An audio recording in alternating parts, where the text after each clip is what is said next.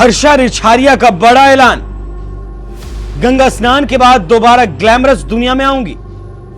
बीते 1 साल में उन्होंने बहुत परीक्षा दी है। मैं सीता माता नहीं हूं कि लगातार अग्नि परीक्षा दूं। संतों और धर्म गुरुओं ने मेरा तिरस्कार किया।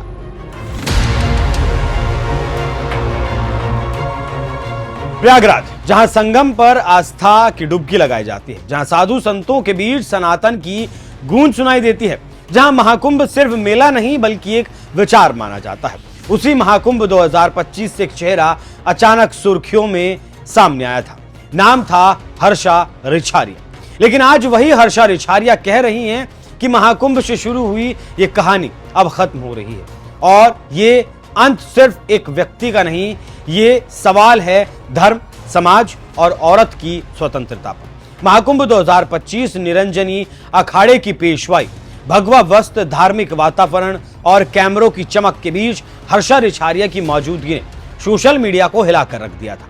कुछ ने उन्हें आस्था का प्रतीक बताया तो कुछ ने सवाल उठाए कि ये कौन है, ये आई क्यों है, धर्म या प्रचार है। लेकिन धीरे धीरे आस्था से ज्यादा उनके चरित्र, इरादों और नियत पर बहस शुरू हो गई। लेकिन कुल मिलाकर मामला शांत हुआ। लेकिन अब अचानक खुद हर्षा ने यह बयान दिया है।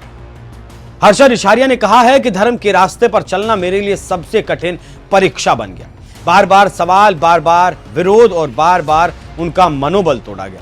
धर्म के रास्ते पर चलना मेरे लिए अपराध बना दिया गया। इससे आप समझ सकते हैं कि कैसे हर्षा को 1 साल के अंदर ही हृदय परिवर्तित करना पड़ा, बयान देना पड़ा कि अब वो साध्वी के रास्ते पर नहीं चलेंगी। हर्षा कहती हैं कि माघ मेले में भी उनका विरोध हुआ, सोशल मीडिया से लेकर जमीनी स्तर तक उन्हें घेरा गया।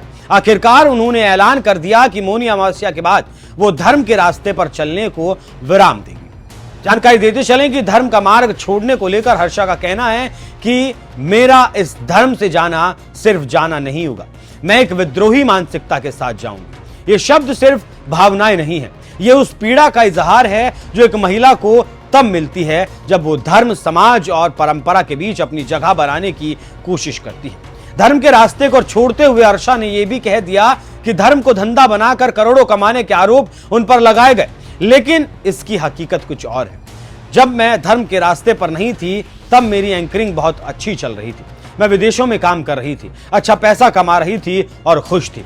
आज वही हर्षा कहती हैं कि उनके पास पैसा नहीं बल्कि सिर्फ उधारी बची है। 1 साल के भीतर विवाद, विरोध और ट्रोलिंग ने उनकी आर्थिक स्थिति तोड़ दी है। करोड़ों कमाने का आरोप, हकीकत में कर्ज में डूबी जिंदगी।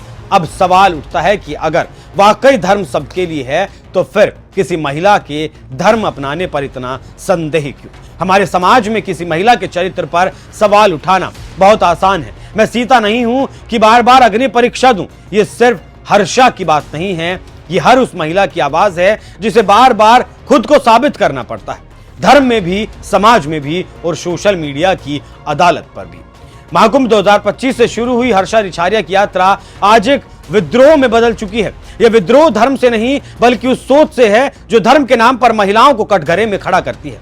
हर्षा जा रही हैं, लेकिन उनके सवाल समाज के सामने हैं। अब समाज को हर्षा रिछारिया के इन सवालों का जवाब देना है और देना चाहिए। बाकी आप लोग इस विषय पर क्या सोचते हैं, कमेंट बॉक्स में अपनी राय जरूर दीजिएगा। नमस्कार।